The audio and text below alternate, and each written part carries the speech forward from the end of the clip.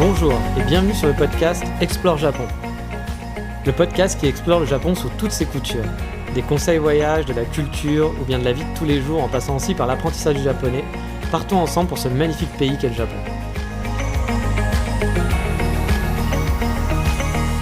Bonjour à tous, aujourd'hui je vais vous raconter un peu mon expérience personnelle sur mon aménagement au Japon. Et plus particulièrement, je vais vous parler de comment j'ai loué un appartement au Japon. Pour remettre un peu le contexte, en avril 2018, j'ai débarqué sur Kyoto pour faire une école. À la base, c'était pour rester 2 ans. Mais vous le savez maintenant, j'ai stoppé l'école un peu avant la fin de la première année. La plupart de mes camarades, eux, se sont installés via des agences pour gaijin. La plus connue à Kyoto, c'est Sakura. Alors à ne pas confondre avec Sakura House, quand on va taper sur internet Sakura appartement, c'est Sakura House qu'on va retrouver souvent dans les moteurs de recherche et dans les premiers résultats de Google, mais eux, ils n'ont pas grand-chose sur Kyoto. Non, là, il faut chercher Sakura Rent de mémoire, si vous cherchez vraiment le Sakura de Kyoto. Alors en gros, j'ai dit agence pour gaijin parce que c'est des agences qui sont spécialisées pour les étrangers. En gros, ces agences ont beaucoup d'avantages. Souvent, ils parlent anglais, ils ne demandent pas plein de garanties. Par contre, les appartements vont être souvent un petit peu petits, voire un peu vétustes, et un petit peu chers pour ce que c'est. Alors attention, quand je dis un peu cher pour ce que c'est, au final, vous payez un service. Car c'est sûr que par rapport à un local, votre loyer sera plus cher. Mais bon, lui, il habite ici, il peut louer facilement. Il a beaucoup moins de contraintes que vous en tant qu'étranger. Donc si vous venez pour quelques mois, voire 1 ou 2 ans, je vous conseille vraiment de passer par ces agences qui vous faciliteront au final grandement la vie. Alors pour Kyoto, vous aurez donc l'agence Sakura. Vous allez aussi avoir les share house qui s'appellent Borderless. À Tokyo, vous avez Oak House aussi, qui est très connu. Vous en avez plein. Quand vous allez chercher sur Google, vous allez tomber sur les plus connus. Honnêtement, c'est quand même beaucoup plus simple de passer par eux. De toute façon, je ferai bientôt un épisode dédié à ça bientôt. En ce moment, je cherche un appart en fait pour 6 mois sans visa. C'est un peu la galère pour trouver un truc assez cool, bien placé. Mais il y a pas mal de choses possibles. Mais bon, on va revenir sur le thème de l'épisode. Alors oui, le problème, si on passe par une agence traditionnelle, c'est qu'on va vous demander sûrement un garant japonais. Ça, c'est un peu obligatoire. Et vous aurez sûrement pas de garant japonais. Et en plus, un autre souci en passant par une agence traditionnelle, c'est que la plupart du temps, ces agences vont pas parler anglais et c'est très difficile d'en trouver une qui va parler anglais. Mais moi, du coup, vous l'aurez compris, je ne suis pas passé par les agences comme Sakura ou les agences pour gaijin parce que du coup, j'avais juste envie de vivre dans un endroit qui me plaisait vraiment. Un vrai bel appartement, faire ma déco que je voulais. Dans ma tête, je m'étais dit, je vais partir en me disant que je reste longtemps. Alors oui, il y a certains d'entre vous qui vont peut-être trouver ça un peu bête. J'aurais pu choisir la facilité d'un meublé. Pour gaijin, ça aurait été beaucoup plus simple.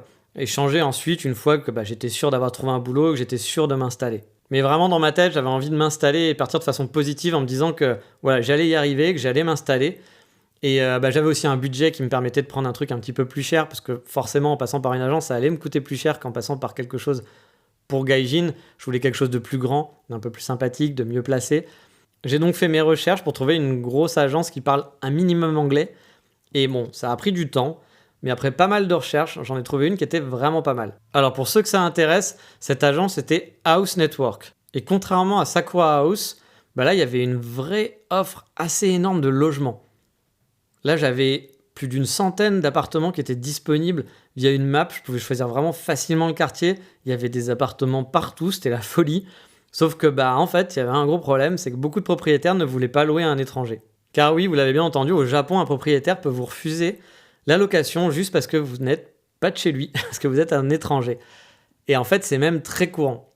Pour vous dire, quand j'ai contacté l'agence, j'ai essuyé plus de 18 refus d'affilée parce que, tout simplement, je n'étais pas japonais. Là, il n'y avait même pas la question du garant, on n'avait pas passé encore cette étape. C'était juste le fait que j'étais étranger qui posait problème. On me disait ça de façon très polie, mais je comprenais qu'en gros, c'était juste, parce que c'était bien indiqué dans leur fiche, pas d'étranger. Mon contact dans l'agence était vraiment très sympathique, mais je commençais à me dire vraiment qui commençait à se foutre un petit peu de moi, parce que au bout de 18 refus, il n'y en avait pas un seul qui allait. C'est-à-dire qu'à chaque fois, j'allais sur le site et je lui disais, il y a telle adresse, tel immeuble qui m'intéresse, telle annonce, pardon. Et à chaque fois, c'était, ah non, désolé, je ne peux pas, parce que le propriétaire ne va pas vouloir, etc. Et au bout de 18 annonces, j'avais envie de me dire, mais il se fout de ma gueule, est-ce que l'agence a vraiment des annonces pour étrangers? Parce qu'ils disaient qu'ils parlaient anglais, qu'ils étaient capables de gérer des étrangers, mais au bout de 18 annonces, ça fait quand même beaucoup, quoi. Donc j'avais vraiment des doutes sur le fait qu'ils louaient à des étrangers. J'ai donc fini par demander un peu sèchement, mais quand même poliment. J'ai commencé à demander, est-ce qu'ils avaient vraiment des annonces? Parce que sinon, je lui faisais perdre son temps et il me faisait perdre le mien, ça servait à rien. Et là, du coup, il m'a envoyé une annonce qu'il avait en stock. Et là, ça fut le coup de foudre. C'était beaucoup plus cher que ce que j'avais prévu. Enfin, un petit peu plus cher. Mais c'était un super appart. Mais petit aparté, je suis désolé, vous allez peut-être entendre des sons un peu chelous. Je ne sais pas si ça va s'entendre, j'ai pas encore écouté. Mais j'ai encore plein d'enfants qui sont en train de sauter en trampoline et qui font que de hurler. Ils font que ça, tout le temps. J'avais commencé l'enregistrement, donc je vais continuer ici, là où je suis placé, dans ma chambre. Mais voilà, je suis désolé si vous entendez des petits bruits de fond un peu chelous. C'est des enfants qui hurlent, je n'y peux rien. J'espère juste que ça va pas être trop gênant. Donc voilà, j'avais enfin mon annonce qui était chouette. Mais bon, comme je vous disais, c'était un peu cher. C'était dans les 650 €. Donc comparé aux appartements de Sakura, qui tournent souvent entre 400 à 500 €, il y avait quand même une vraie marge. Mais là, j'avais un 33 mètres carrés avec un superbe balcon, de grandes baies vitrées en plein dans le centre de Kyoto.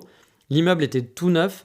L'appartement était à seulement 15 minutes à pied de la Kyoto Station, donc la gare principale de Kyoto. J'étais à 10 minutes d'une autre station de la compagnie Keihan qui permet d'aller à Osaka hyper pratiquement, hyper facilement. J'étais à 10 minutes du centre, vraiment du centre-centre, et à 10 minutes de mon école, donc c'était l'idéal. Et si ça vous intéresse, à l'époque, j'avais fait une vidéo pour présenter mon appartement et justement aussi expliquer comment ça s'était passé. Donc si vous voulez la voir, je l'ai mis sur le site explorejapon.com, sur la page de l'émission. Comme d'habitude, vous pourrez visiter l'appartement, à l'époque où j'étais rentré. Alors il y a une version avec les meubles, une version sans les meubles. Voilà, j'avais fait 2 versions. Alors oui, c'était un petit peu cher, mais sachant que j'avais eu 18 refus, j'ai vite sauté sur l'occasion. Mais du coup, louer via une agence traditionnelle, ça a encore rajouté d'autres contraintes. La première, par exemple, c'est que j'ai dû passer par une société garante. Car n'ayant pas de garant japonais, comme je vous le disais, j'ai dû payer un petit surplus pour qu'ils soient mes garants au final. En fait, j'ai pas eu besoin de chercher une société, j'avais un peu peur de devoir chercher autre chose. C'est l'agence qui m'a fourni en fait une société de garant. Bon, je suppose que finalement c'est le même groupe, ils doivent se faire un petit peu d'argent comme ça, je le sens un peu gros comme une maison. Mais en gros, l'agence m'a appelé en anglais, j'ai dû répondre à quelques questions, l'agence de garantie donc il m'a appelé en anglais, j'ai dû répondre à des questions, envoyer un état de mon compte en banque par mail pour prouver que j'avais de l'argent, que j'étais solvable. Et finalement, franchement, tout s'est bien passé. Ça a été assez simple. À la base, ils devaient même appeler quelqu'un de ma famille ou un ami, mais au final, ils ne l'ont jamais fait. Moi, vu que ma famille ne parle pas anglais, j'avais un petit peu peur de ça. Mon anglais n'était pas très bon aussi, donc je m'étais dit, on ne sait jamais s'ils posent d'autres questions techniques, ça peut être compliqué. Mais franchement, c'était très très basique. Et j'ai aussi perdu pas mal d'argent dans l'appartement, parce que souvent au Japon, il y a beaucoup de frais quand on loue et qu'on passe par une agence traditionnelle, on va dire. Et là, en vrac, je vais vous en citer quelques-uns. Il y a donc le fameux Kei-money, qui est en fait souvent l'équivalent d'un loyer que vous ne reverrez jamais. Voilà, c'est de l'argent perdu, il faut le savoir. En gros, c'est un cadeau que vous allez faire au propriétaire. Ça peut paraître fou, mais bon, au Japon, c'est comme ça. Ensuite, vous allez avoir les fameux frais de ménage. Alors ça, c'est très rigolo aussi. C'est des frais de ménage qui vont être entrants et sortants. Alors oui, vous allez devoir payer pour un ménage qui souvent, finalement, n'est pas vraiment fait.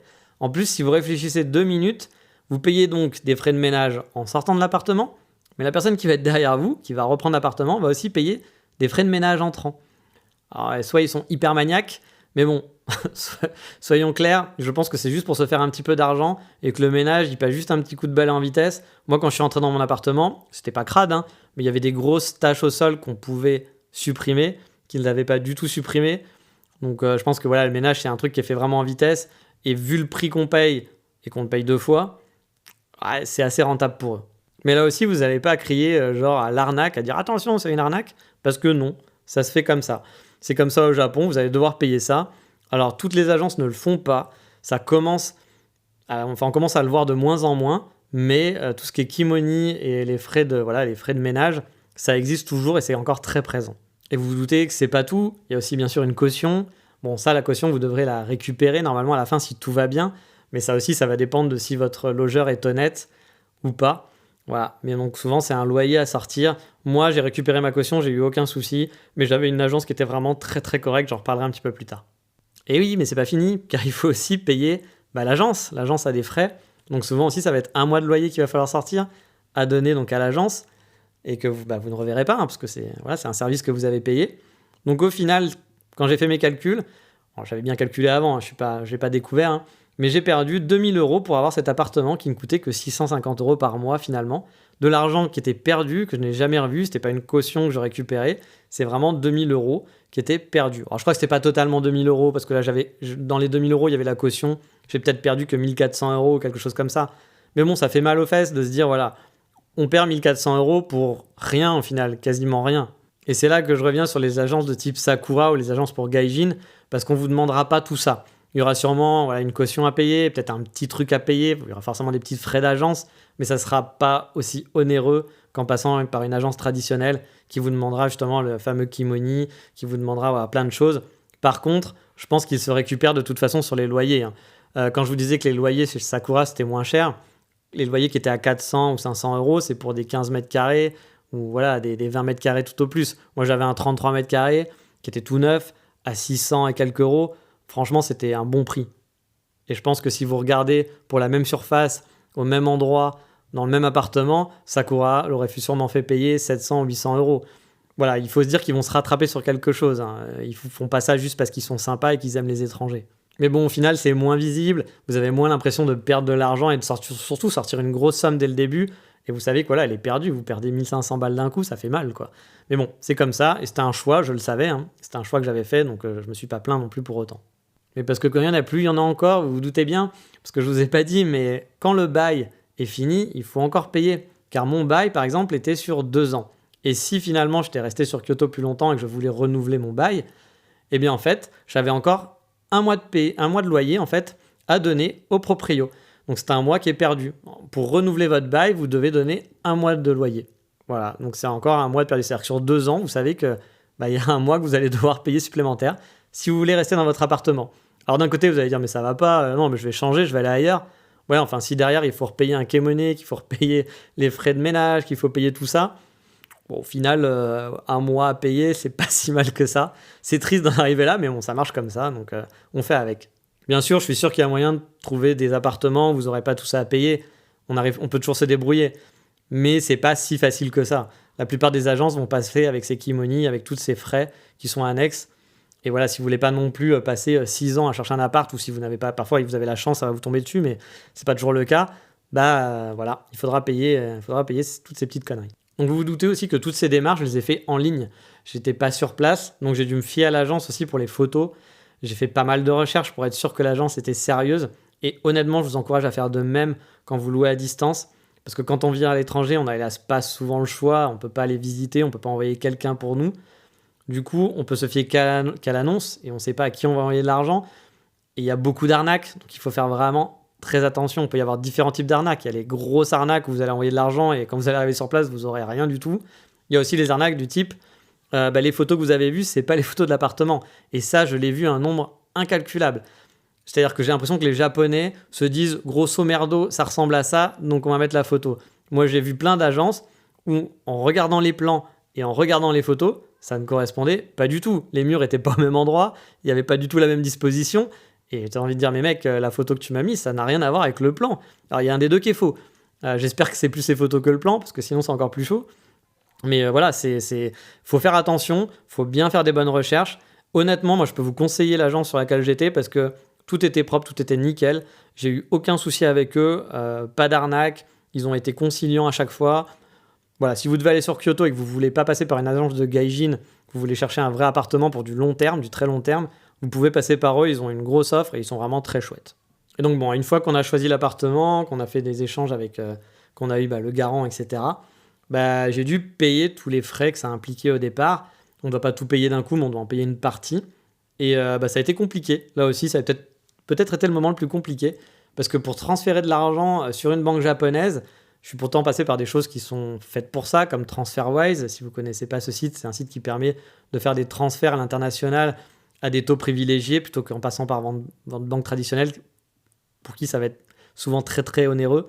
Là, ça permet de faire ça de façon pas chère, et normalement c'est fait pour.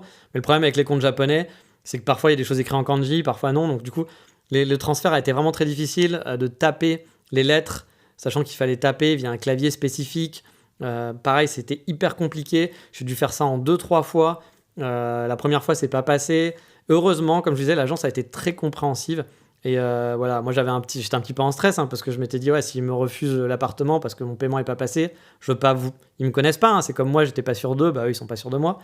Et vu que j'avais eu un vrai coup de cœur pour l'appartement et que ça avait été quand même compliqué d'en trouver un par mes propres moyens et qu'on se rapprochait de la date butoir aussi, je commençais à être un peu stressé par rapport à tout ça. Mais franchement, ils ont été hyper clean. Ils m'ont bien aidé pour réussir à transférer l'argent. Mais ça n'a pas été simple, vraiment, ça n'a pas été simple. Ensuite, bah, il y a eu l'arrivée au Japon. Donc en sortant de l'aéroport, je suis allé directement à Kyoto parce que j'avais ma remise des clés le jour même.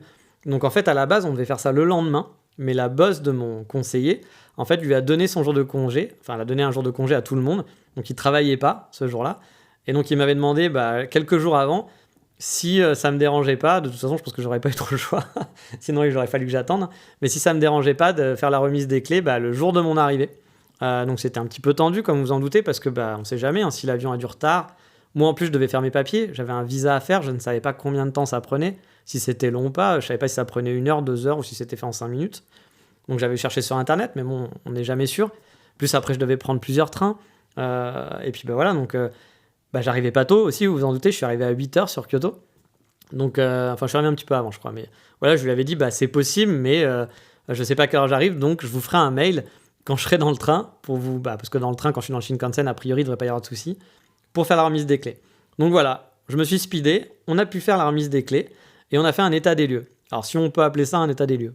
Parce que finalement, l'état des lieux, il parlait pas super bien anglais, il se débrouillait, mais c'était pas super, et on n'a rien fait en fait. C'est-à-dire que il m'a juste expliqué comment marchait tel ou tel truc en vitesse, ça a dû durer 10 minutes, il m'a donné les clés, voilà, rien d'extraordinaire. Et du coup, c'est vrai que je venais d'arriver, j'avais le jet lag et tout. Et puis voilà, il parlait pas très bien anglais, moi je parlais pas japonais.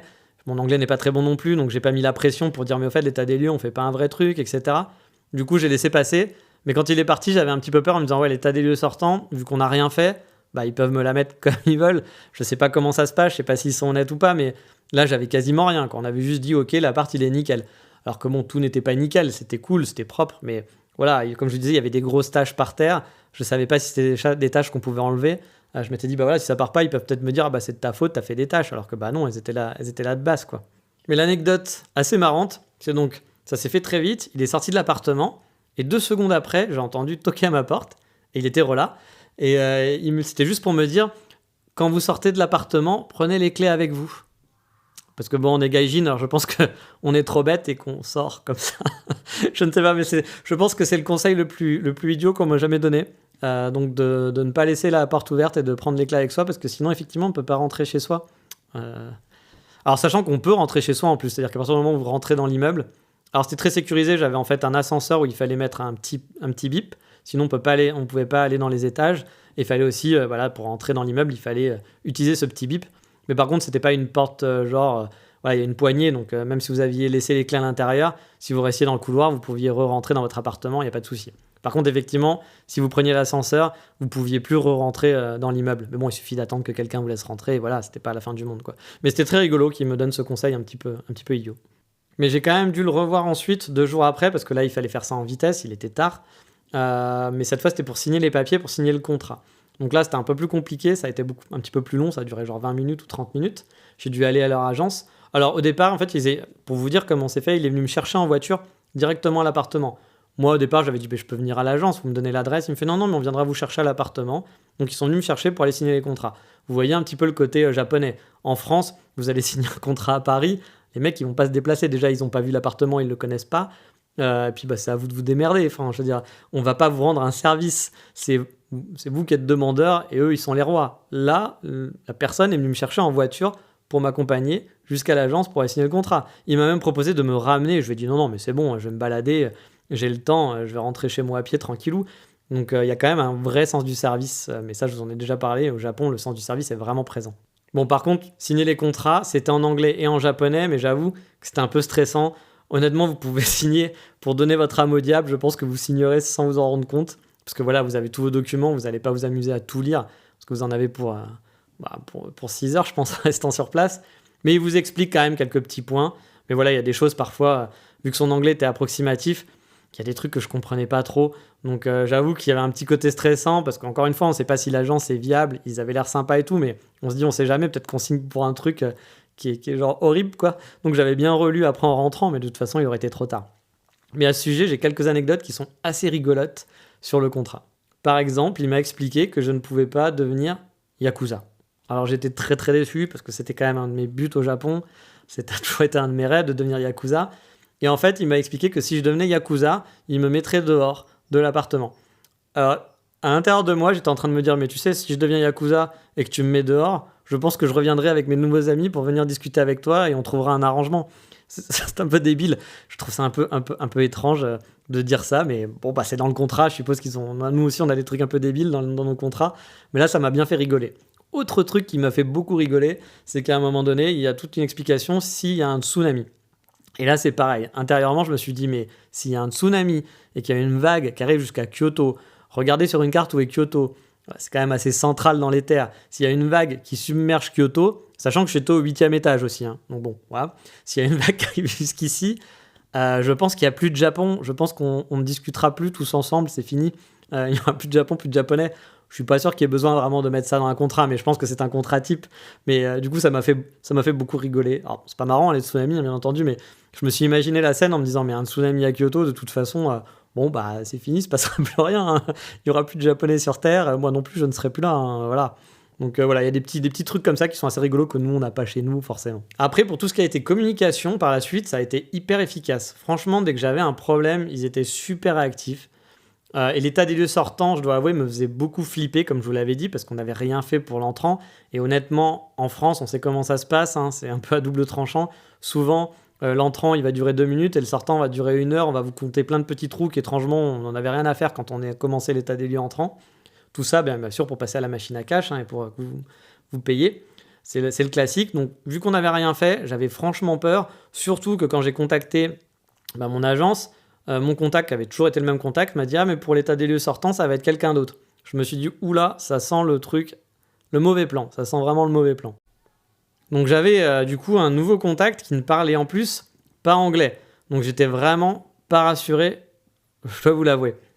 Mais en fait, ça s'est fait en seulement 5 minutes. L'état des lieux sortant s'est fait en 5 minutes. Ça a été torché.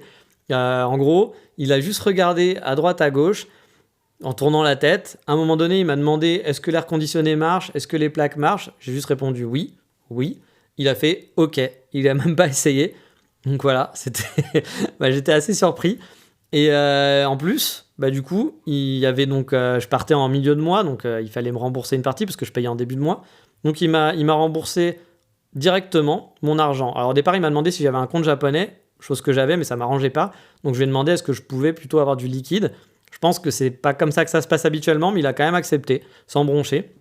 Et donc il m'a donné l'argent liquide de ce qu'il me devait.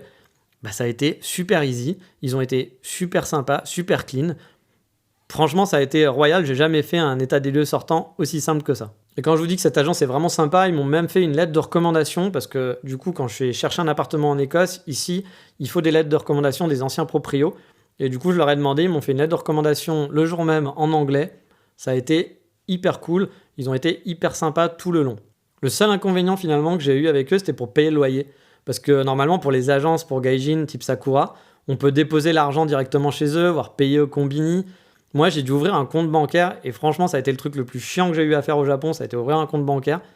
Et c'était juste pour pouvoir faire mon virement tous les mois pour payer mon loyer parce que je leur ai demandé si je pouvais pas payer d'une autre façon, mais ils n'ont pas voulu, ils voulaient vraiment que ça soit un virement. Sachant que même l'électricité, j'ai pas eu besoin de le payer par virement. C'était vraiment la seule chose que j'avais payée avec ce compte bancaire, donc j'avais un compte bancaire juste pour ça. Donc ça n'a pas été hyper cool pour ça, mais bon, voilà, c'était la seule contrainte que j'ai eue. Mais là aussi, ils ont été plutôt sympas, parce que les 2 premiers mois, j'ai eu des problèmes pour ouvrir mon compte bancaire, ça a été un peu compliqué. Et du coup, j'ai pu aller directement à l'agence payer en liquide. Je pense que ça les arrangeait pas trop, mais franchement, ils n'ont jamais été agressifs, ils m'ont pas mis la pression en me disant « Bon, maintenant, faut que tu payes, faut que tu ouvres ton compte, ça va pas, etc. » Non, ils ont quand même été très très cool. Bon, je pense que si j'avais fait ça pendant 6 mois, ils auraient sûrement gueulé. Mais voilà, ils ont été plutôt clean. J'ai jamais eu de retard non plus, hein. J'ai toujours fait ça proprement, hein. J'ai pas payé en retard et autres, c'est juste que j'arrivais pas à ouvrir mon compte en banque. Donc du coup, franchement, je la recommande. Encore une fois, hein, je suis pas sponsorisé ou quoi que ce soit, hein. Je préfère le répéter à chaque fois, mais voilà, je suis pas sponsorisé, ça te juste, j'ai eu que du positif à dire sur l'agence. Parfois, voilà, ça a été un peu compliqué, ils parlaient pas très bien anglais, on se comprenait pas toujours, mais dans l'ensemble, ça s'est vraiment super bien placé. J'ai eu un problème pendant un typhon, ils sont venus réparer un truc sur mon balcon qui avait pété, ils sont venus le réparer 2 jours après, voilà, sans souci, j'ai même pas eu besoin d'être là. Enfin, franchement, c'était nickel, le service était au top. Alors à la base, j'avais prévu de vous parler toute mon installation, acheter des meubles, parce que oui, c'était pas un meublé cet appartement, c'était aussi voilà pour ça que je le voulais, c'est que c'était un appartement pas meublé. J'aurais préféré avoir un meublé, un beau meublé, mais un beau meublé, ça n'existait pas. C'était soit des meublés pour étudiants avec des meubles qui sont très très moches, mais un bel appartement meublé, à part sur Airbnb que vous allez payer super cher, voilà, ça n'existait pas. Donc j'ai dû me meubler moi-même, j'ai dû acheter plein de choses. Mais ça, du coup, j'en parlerai dans un prochain épisode où je vous expliquerai du coup comment j'ai géré l'électricité aussi, comment j'ai dû donc acheter mes meubles sans parler japonais, vous donner des petits détails voilà, de comment ça s'est passé, ça peut peut-être vous aider. Mais voilà, je comptais en parler dans cet épisode, mais comme vous voyez, il est déjà très long. Donc je ne vais pas faire non plus de coup de cœur du moment. On va faire plus court que possible, parce que voilà, des épisodes qui durent 25 minutes, 30 minutes, c'est un petit peu long. Donc on va s'arrêter là. Mais comme vous avez pu le voir, en conclusion, je vous conseille vraiment de passer par des agences pour gaijin. Ça sera beaucoup plus simple, même si vous restez 2 ans. Après, si comme moi, vous avez les moyens, moi j'avais beaucoup économisé pour ce projet, donc je pouvais me le permettre, et que vous avez envie de vivre vous n'avez pas envie de vivre dans une chambre étudiante. Encore une fois, moi j'ai 38 ans, j'aurais eu 20 ans, ça me dérangeait moins d'habiter dans une chambre étudiante. Après, c'est pas l'âge qui le fait, hein, bien sûr. Il y a des gens à 38 ans qui n'ont aucun souci pour le faire. Là, de toute façon, pour mes 6 prochains mois au Japon, je vais vivre dans des conditions étudiantes, clairement. Mais bon, là, j'avais vraiment un état d'esprit de vouloir mon appartement, et peut-être que vous allez vouloir vous installer vous aussi, hein, peut-être que vous allez trouver un travail. Souvent, quand on a un travail, voilà, le travail va aider. Si vous êtes un expat, souvent l'expat va vous aider à trouver un appartement. À côté de chez moi, par exemple, c'était quelqu'un qui travaillait chez Nintendo, un Français qui travaillait chez Nintendo, qui avait l'appartement, et lui, il n'avait rien géré. Justement, on avait discuté un petit peu. Il m'avait dit, non, mais moi, je sais pas, parce que moi, j'ai rien géré pour l'appartement, c'est Nintendo qui a tout géré. Moi, je suis juste arrivé. Et pareil, pour partir, il a rien géré. Donc, mais bon, c'était quand même, c'est pas si compliqué. On peut se débrouiller. Mais bon, encore une fois, si vous partez pour 2 ans, pour 1 an, pour 6 mois, prenez une agence pour gaijin. Vous n'aurez pas l'appartement idéal, mais ça sera beaucoup plus simple. Je ne vous conseille pas de faire ce que j'ai fait. Voilà. Moi, c'était un choix et je ne le regrette pas. J'ai vraiment adoré cet appart. C'était un des apparts où je me sentais vraiment bien. J'ai passé vraiment de très bons moments dans cet appart. Et je pense que ça a aussi aidé au fait que j'ai vraiment aimé vivre à Kyoto. Mais voilà, ce n'est pas le conseil que je vous ferai je ne dirais pas passer par une agence comme House Network. Mais si vous souhaitez passer par une agence à Kyoto, je vous conseille celle-là. Il y a une offre qui est énorme. Alors, pas tant que ça pour les étrangers, mais il y a quand même du choix. Et franchement, ils sont cool. Ils bossent bien. C'est propre. C'est pas de l'arnaque. Donc voilà, si vous avez besoin, vous pouvez passer par eux. On va donc s'arrêter là pour aujourd'hui. Encore une fois, je m'excuse pour les cris peut-être ou les bruits bizarres que vous allez entendre. Ça sera la surprise tout à l'heure quand j'écouterai et que je ferai le montage. Mais voilà, j'avais pas prévu qu'ils sortent de l'école et dès que l'école est finie, ils hurlent toute la journée. Sur les sauteurs en trampoline, hein. Je ne serai pas déçu de les quitter. Mais voilà, dans le prochain épisode, on parlera de Kyoto, encore une fois, mais cette fois on va parler des cafés à Kyoto, de mes cafés préférés. Ça sera une première partie parce qu'elle sera en 2 parties. Et je vais vous présenter des super cafés, où le café est bon, il y a des bonnes pâtisseries, où le lieu est super chouette pour se poser. Mais ça sera pour le prochain épisode. Je vous dis à bientôt, ciao, mata.